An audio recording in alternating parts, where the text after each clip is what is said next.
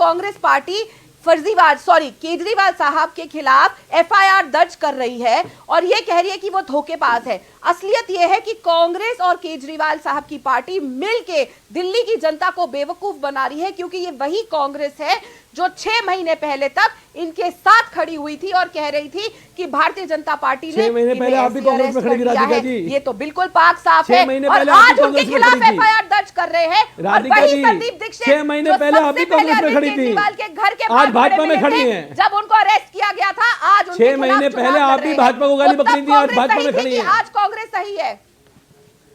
तो आप राधिका खेड़ा जी, जब आप बीजेपी को कोसते थे तब बीजेपी सही थी, आज बीजेपी सही है। बताइए, अरविंद केजरीवाल ने कहा था कि आप मुझे बताइए, जिस समय आप मोदी जी को चैनल पे बैठ के गरियाती थी उस समय आप सही थी, आज सही है? बताइए, आप बताइए, जब आप बीजेपी को कोसती चैनल में बैठ के तब बीजेपी सही थी या आज सही है? बताइए, जब कांग्रेस की तारीफ करती थी तब कांग्रेस सही थी या आज कांग्रेस सही है? बताइए, जवाब चाहता है आपसे। जवाब देने देंगे तो बताइए, बीच में नहीं बोलेंगे। 6 महीने पहले जब आप बीजेपी कांग्रेस में थी राधिका जी, तब कांग्रेस ठीक थी, आज कांग्रेस ठीक है? बताइए। देखिए, मेरा मानना है ये डिबेट राधिका खेड़ा के ऊपर नहीं है। राधिका खेड़ा को कांग्रेस छोड़े अब 6 महीने हो चुके हैं और किस कारण से छोड़ी उन्होंने विस्तार से, मुझे लगता है हर इस देश के अखबार ने, इस देश के न्यूज चैनल ने उस खबर को छापा था। उनके साथ जो घटित हुआ कांग्रेस पार्टी के अंदर, मुझे नहीं लगता कि वो किसी के साथ भी हो जो उनके साथ घटित हुआ। लेकिन ये वो देखिए, उन्होंने कांग्रेस क्यों छोड़ी ये अब जग जाहिर है। अगर क्योंकि एक महिला के साथ वहां पर क्या व्यवहार हुआ वो जग जाहिर है, उसके ऊपर मुझे नहीं लगता आप चर्चा करने की आवश्यकता है। आज अमीश भाई, लेकिन देखिए, मैं चर्चा के ऊपर मुझे कोई शौक नहीं है। आज अगर आम आदमी पार्टी कांग्रेस साथ नहीं है तो हम अपने दम पे चुनाव लड़ने सक्षम है, इसलिए नहीं है। ये मुझसे करिए, ये बताइए कांग्रेस तब ठीक थी, आज ठीक है? अमीश जी, जिस पार्टी के मुखिया अपनी राज्यसभा जो महिला पहलवानों को रोड पे घसीटते हैं, जो महिला पहलवानों के साथ शोषण करते हैं, उनकी पार्टी में शामिल हो गई राधिका खेड़ा जी। आपको शर्म नहीं आई? ओके, अब आपको शर्म नहीं आई? अब जवाब दीजिए। स्वाति मालीवाल को अरविंद केजरीवाल के घर में पीटा गया था, अब बीजेपी ये बात कह रही है। देखिए, इसलिए नहीं समझेंगे ये। अमीश भाई, ये देश भी जानता है, इस देश की महिला पहलवाने बेटियां रोड पे घसीटी गई हैं और ब्रजभूषण सिंह जैसे लोगों को भाजपा ने संरक्षण दिया, और तब राधिका खेड़ा क्यों नहीं बोली? तब राधिका खेड़ा को याद नहीं आई ये बातें? बताइए, मणिपुर के अंदर ब्रजभूषण सिंह का भी फैसला हो गया, पहलवानों का भी हरियाणा में फैसला हो गया, अब आगे बढ़ते हैं दिल्ली के दंगल की तरफ। Okay, you made your point.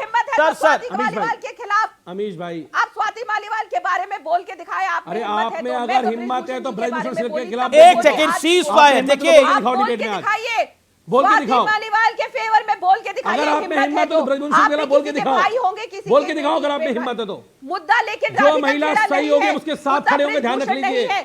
मुद्दा साफ पानी, साफ हवा और महिलाओं के साथ जो आपने धोखाधड़ी करी वो है। ठीक है, लेकिन ये सीरियस जी ये सीरियस मैटर है।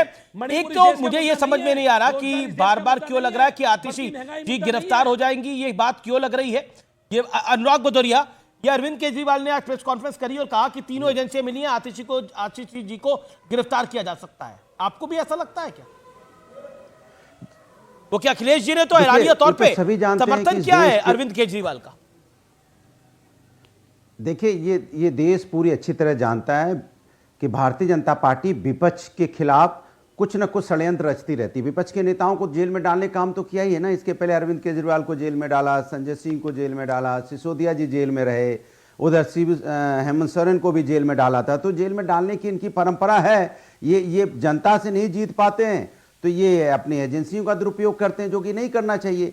संविधान और लोकतंत्र में कम से कम एजेंसी तो निष्पक्ष होनी चाहिए, उसको तो प्रभावित कम से कम नहीं करना चाहिए। जब यही प्रभावित हो जाएगा तभी तो हम कहते हैं कि संविधान खतरे में। बाबा साहब दिल्ली में आप अरविंद केजरीवाल के साथ हैं और राहुल गांधी के खिलाफ हैं।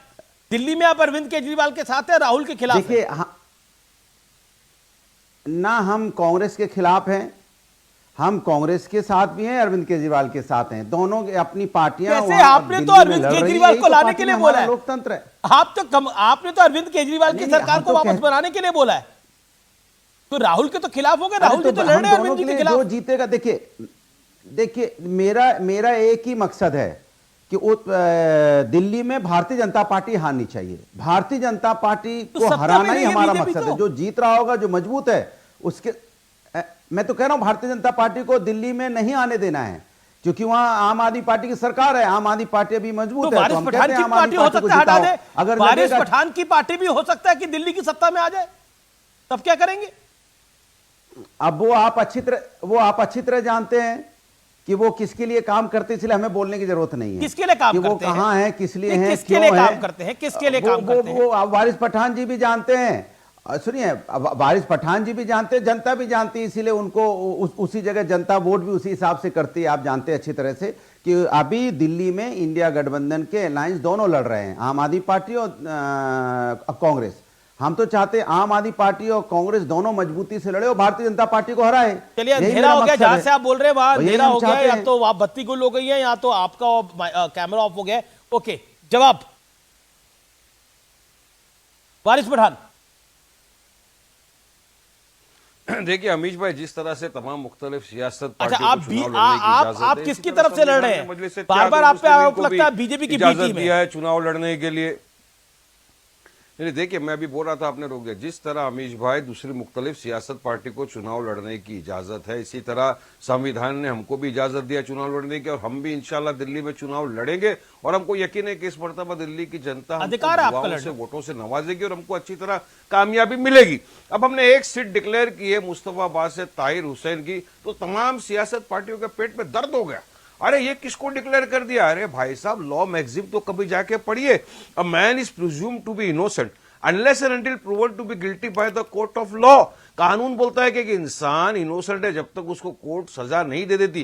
ताहिर हुसैन जेल में अंडर ट्रायल प्रिजनर है, उसको टिकट दे दिया तो बवाल मच गया। साध्वी प्रज्ञा सिंह ठाकुर को बीजेपी ने टिकट दिया, एमपी का, वो लड़ी जो बम ब्लास्ट की आरोपी थी, शाहरुख खान को भी वो लड़ी, टिकट दे रहे जीती, मेंबर ऑफ पार्लियामेंट बन गई, तब कुछ नहीं, अब तक दिया नहीं है। देखिए अभी एक यात्रा निकली, हमारे दिल्ली के सदर किसी के घर पे गए, उनके घर पे जाके उनकी मां से मिल लिए, तो टिकट का फैसला थोड़ी होगा, वो तो पार्टी डिसाइड करेगी टिकट देना नहीं दे। दिया तो भी क्या है? क्या बीजेपी के अंदर आप चेक करेंगे अमीश भाई, जो आज बैठे हुए भी है सत्ता में, तो कितनों के ऊपर इतने गंभीर आरोपी है, डकैती के, रेप के, मर्डर के, ऐसे गंभीर आरोपियों को तो बीजेपी ने टिकट देके जिता के सत्ता में बिठा दिया। तो हम तो अंडर ट्रायल प्रिजनर जिस पर अब तक आरोप सिद्ध नहीं है उनको देंगे। देखिए अमीश भाई, साफ बात है, हमारे लिए तो दोनों भी अलग पार्टी है। एक तरफ बीजेपी है, एक तरफ आम आदमी पार्टी है, कांग्रेस है। ये दोनों भी एक ही सिक्के के दो पहलू। आपको तो पता है, आम आदमी पार्टी जब ये लॉकडाउन आया था कोरोना काल में, अरविंद केजरीवाल ने क्या कहा था? कोरोना जो फैल रहा है तबलीगी जमात की वजह से फैल रहा है। पूरा उन्होंने इल्जाम मुसलमानों की तबलीगी जमात के ऊपर लगा दिया था। और फिर किस तरह से मुसलमानों के पास आएंगे वोट मांगने। और कांग्रेस की आदत तो आप तमाम को पता ही है, 90% मुसलमानों के वोट तो चाहिए इनको अमीश भाई, मगर जब मुसलमानों के हक की, इंसाफ की लड़ाई की बात आ जाती है, खामोश बढ़ जाते हैं मुसलमान। अल्फाज इनके मुंह से निकलता नहीं है। आप हम पूरा देश देख रहा है, 75 साल से आप हम सब देख रहे हैं। तो हमारी लड़ाई, और इस बार दिल्ली के पास एक विकल्प आया है, अब तक विकल्प नहीं था। क्या कांग्रेस को देंगे, क्या आम आदमी को देंगे, इस तरफ बीजेपी को देंगे, अब मजलिस इत्तेहादुल मुस्लिमीन एमआईएम विकल्प के तौर पर उभरी है दिल्ली में। मुझे यकीन है दिल्ली की जनता, ठीक है, अनुराग जवाब देना चाहते हैं आपको, और कुलदीप कुमार भी जवाब देना चाहते हैं। कांग्रेस का वहां पे कोई लेना देना नहीं है, मजलिस को कामयाबी जरूर मिलेगी। बारिश भाई, मेरा आपको सजेशन है, जनता आपको वोट तो देगी नहीं, क्यों आप वोट कटवा बनने की कोशिश कर रहे हैं? किसके लिए आप बैटिंग कर रहे हैं, ये तो बता दीजिए, क्यों बैटिंग कर रहे हैं बेवजह? भाई ये आपको पता है कि वहां भारतीय जनता पार्टी हार रही है। अनुराग भाई, अब आप कहीं ना कहीं क्यों ऐसा काम करते हैं भाई? क्या जनता को क्या संदेश देना चाहते हैं? आपको पता है आप नहीं जीत रहे हैं, आपको मालूम है कि आप जनता को संदेश देना चाहते हैं, फिर भी आप जा रहे हैं, क्यों जा रहे हैं? ये तो मैं पूछना चाह रहा हूं आपसे, किसकी मदद करना चाहते हैं? क्या लग रहा है, आपको क्या लग रहा है, अगर ओवैसी की पार्टी लड़ेगी, ओवैसी की पार्टी लड़ेगी तो आम आदमी पार्टी चुनाव हार जाएगी। गठबंधन में आ जाएंगे कांग्रेस के साथ, जब दिल चाहे कांग्रेस से अलग हो जाएंगे। कह रहा हूं ये मदद करने के लिए यहाँ पे अलायंस है, यहाँ पे दिल्ली में भाई, यहाँ मदद करने की कोशिश अनुराग शाह बीच में नहीं बोले।